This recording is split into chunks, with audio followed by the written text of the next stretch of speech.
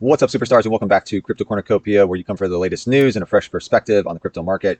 It is December 13th, 2021, and it is a down market today, I'm guessing, because the Fed's supposed to talk tomorrow, and everybody's doing a lot of different things. You have taxes going on, you have people taking their gains, and overall, it's a negative outlook. There's a lot of fear out there, so people are going to be taking the profits. And let's face it, we got the holidays, people are spending money, and maybe they're spending their crypto to make that money. So you got to make a decision. Are you going to hold on to that crypto? You're going to sell out while it's low, or you're going to dollar cost average in. That's your decision. Me personally, I already took profits on the way up, which I always tell you guys to do. And because of that, I have some money to dollar cost average back in. And that's just the way that I've noticed the markets. So I suggest you guys start taking a look at that and what works for you. I had a conversation with somebody I've been talking to crypto for months about, and they put too much money in, and they were worried about what's happening every single day. So what I told him is what I like to tell everybody. If you have that amount of money in the market and you're worried about it, you have too much money in. So you've got to find what type of money is good for you. Dollar cost averaging is easy. You take a certain amount of money per week that you're not going to miss, and you put it in.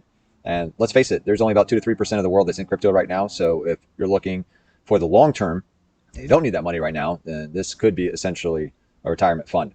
I Trust Capital, by the way, is an IRA. If you guys have made gains this year and you think you're going to be owing taxes, well, you might as well take some of that money that you are going to be paying taxes with, put it into your IRA to offset that.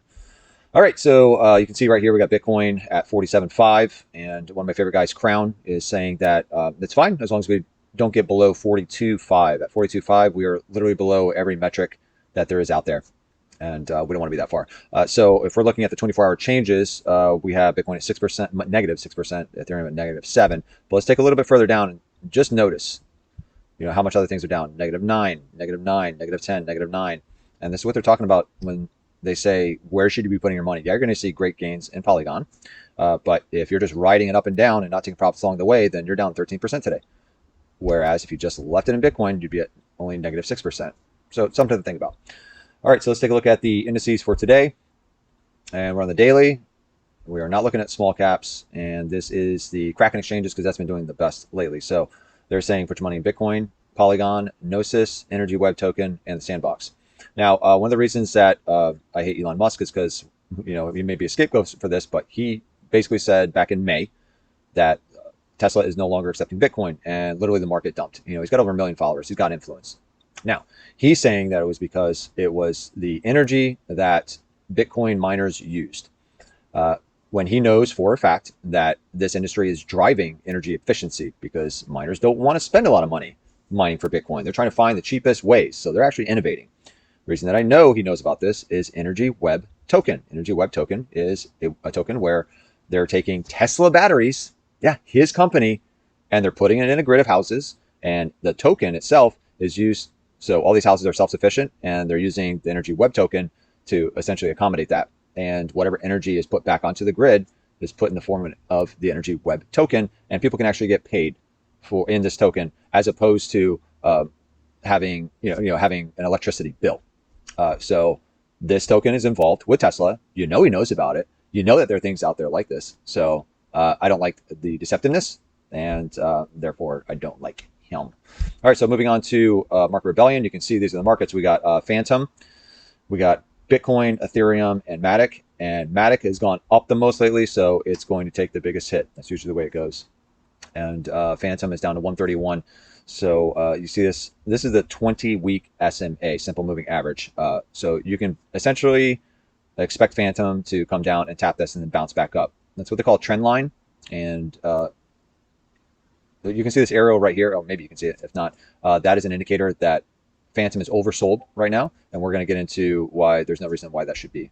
All right, so if we go into this, is all going to be all news. I'm not taking from other YouTubers because really there's nothing for them to say. They really had nothing good to say. So I'm just going to go through the news myself. We have Tezos Exchange, traded currency, launches on German exchange.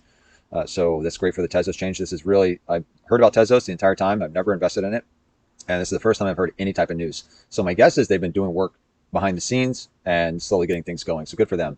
So they do have a trade insight for Phantom.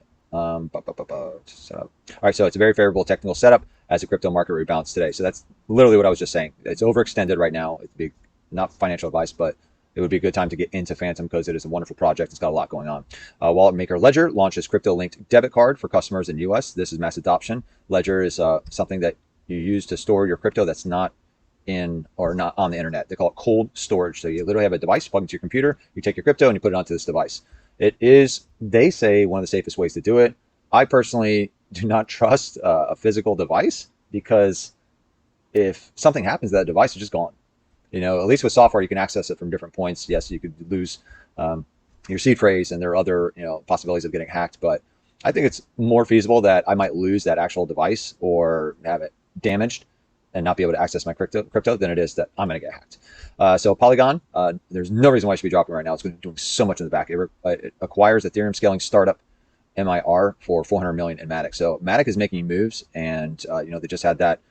They just had a conference 2 days ago, and I guess it was a bit of, if we go back to the chart here, it was a bit of, oh yeah, right here. This was buy the news and then sell the event. That's basically what happened right there, which is sad because it's a great project. I'm just holding on to it. And actually, as it's going back down, I did take some profits away at the top here at 240. And as it's going down, I'm buying a dollar cost averaging each day back in as it's going down. So that just is something that I'm doing right now. So crypto CEOs to Congress, regulate us, but don't shoehorn us. So this is older news. Let's move on to coinmarketcal.com.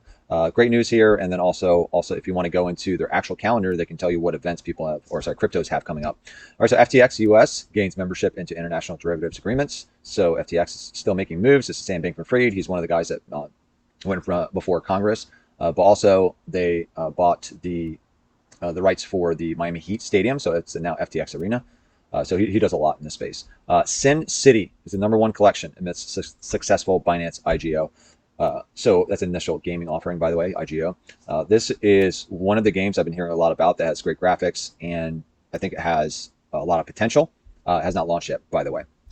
All right, so crypto staking businesses are making an absolute fortune. Of course they are. Quick take, since the beginning of the year, money has flooded into proof of stake blockchains, propelling their values up. As a result, big staking businesses are seeing up to 10 million in monthly revenue with lower costs than Bitcoin miners.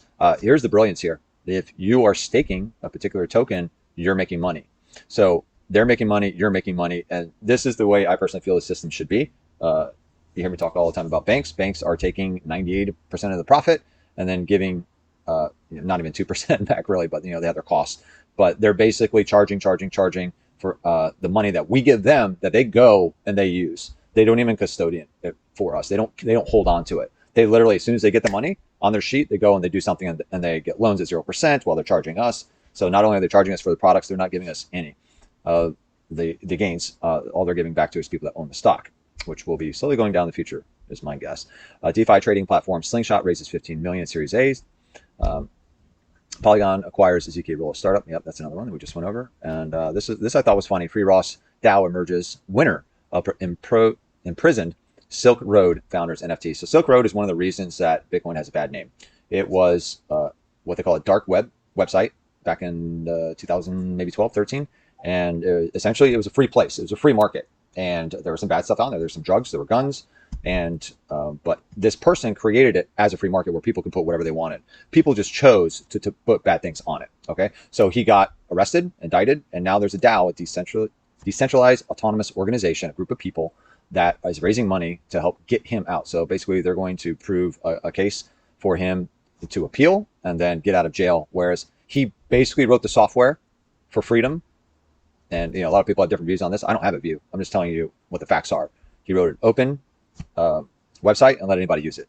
The other people are the ones that did wrong, but they indicted him. All right, so Tribal Credit, Bitso, and Stellar Development Foundation unveil cross-border payment tool in Mexico. Okay, so this is great for countries that, they try to use the dollar, but they can't get it to the relatives without paying $50 at a time. Now they're helping cross-border payments all around the world. So people that do have money, like in the United States or other fortunate countries, they can send it to people who aren't as fortunate. And this is essentially spreading the wealth. This is good. These are good things that are happening in the world. Web3 job platform Brain Trust raises 100 million in private token sale. Again, a lot of money being raised, and MicroStrategy, of course, spends 82 million in cash to buy more Bitcoin. That was on December 9th, so that was a few days ago. It's kind of old news. But Cryptos R Us is a YouTuber, and he created a news platform, and it's actually got a lot of good articles, and he's hired his own people and doing his own thing, which I really respect. Crypto adoption surging around the world as inflation concerns grow. Okay, so obviously you've heard the CPI, consumer price index, went up 6% in just 1 month. So people are concerned that their dollar is going it's not going as far.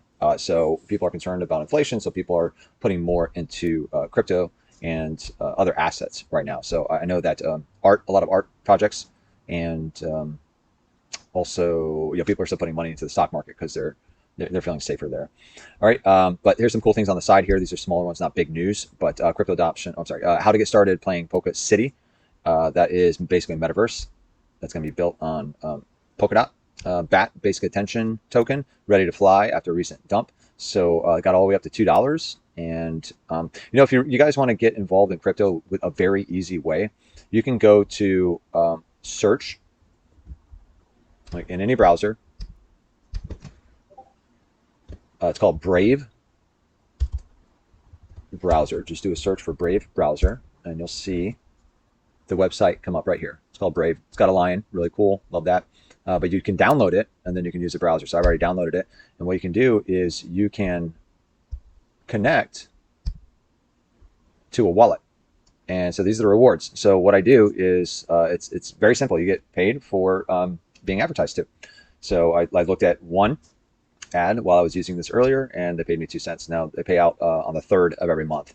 In case you were wondering, and I should have been using this the entire time, but I like Google Chrome, and there's some things that didn't integrate well with Brave, but I've gotten back onto it recently, and I think they've fixed a lot of that. So you can connect to a wallet through Brave. As soon as you download it, it'll help you set it up. And then after that, literally all you have to do is watch some ads and you can get paid. Now I got into Brave when it was 25 cents and it was kind of like a stable coin. Shot up to $1, went all the way up to $2 because it is doing very well. And it just makes sense for you to go start using a browser. Oh, by the way, the best thing about it is that it doesn't take your information. It's a privacy browser. So it's not sharing all your information like Google does. So it's a privacy browser, and all you have to do is use it and you get paid using it. It's kind of a no-brainer. It's like money on the side. I did some calculations and I used it nonstop for 2 months, and I totally forgot about it. I went back to look at the wallet, and it was there was $25 in there. So like I said, I've been doing this for about 18 months. Multiply that times 9, probably would have had about $400 sitting in there if I used it consistently. And it's just an FYI there. All right, so we're going back to Cryptos R Us, and last week on Sunday, XTZ and Gala lead the way. So Gala is back in. They're not going to stop. They have a lot of games coming up, and they're on the dip right now. So if you want to get into gaming, Gala, I think, is a great company that's doing very well, putting on a lot of games. And let's face it, gaming is the future. So if you haven't watched Ready Player One, go watch it. I'm not joking. That is our future. Not to the extreme that they have it, I don't believe, but that is going to happen. And just watch it. You'll get what I'm saying. Charles Hoskinson, he's the leader of Cardano, says hell has frozen over.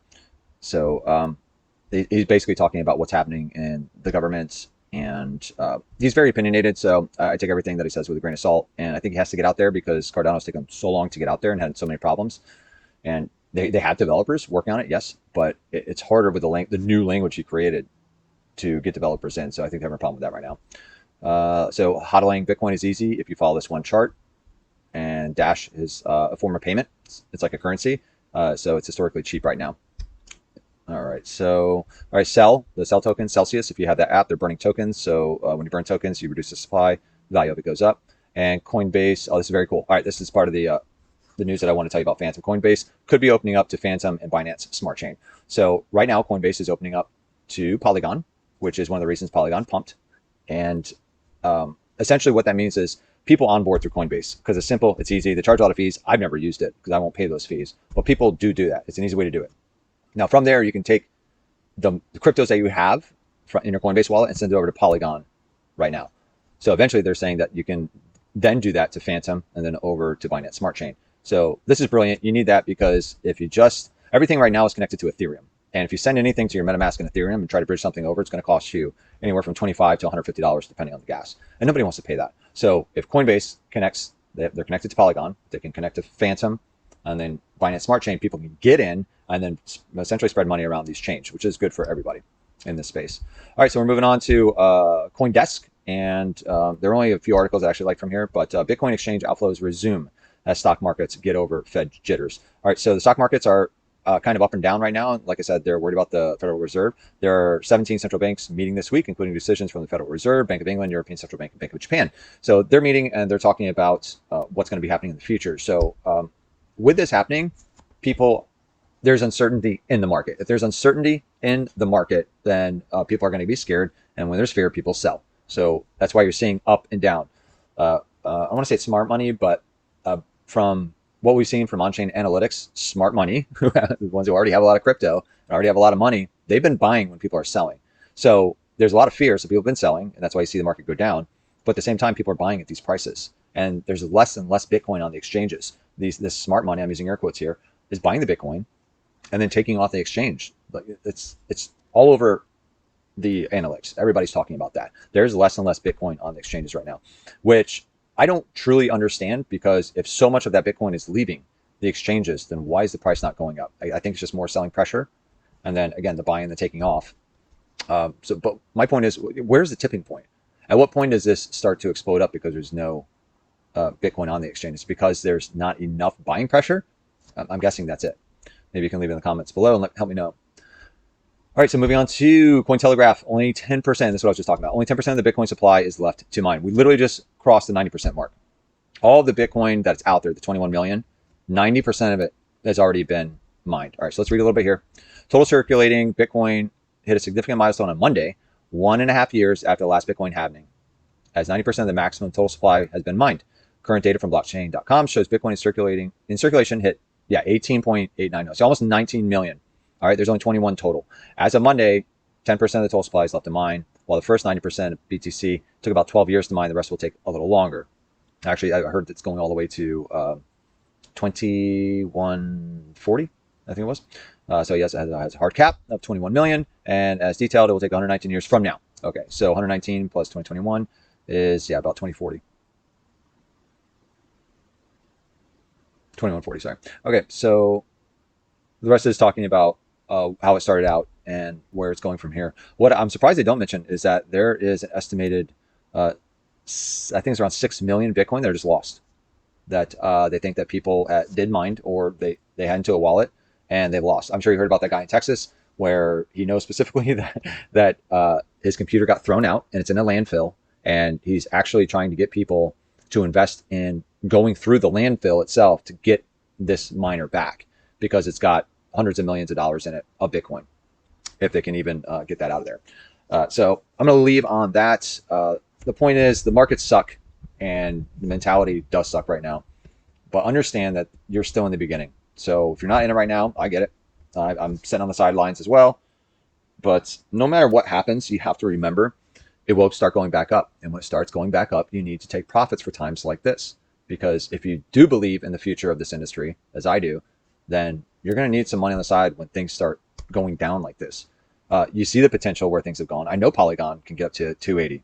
So if it's trading at 180 right now, then yeah, I'm willing to buy back in, because I know that I've already taken my profit back at 240 and I can buy back now at a lower price. And I think it's going to keep going up. I'm not going to put it all back in on dollar cost average, because I don't know how much further it will go, but I'm going to keep doing that. And I suggest that that's something that you think about doing. All right, guys, I'll see you next time. Have a great day.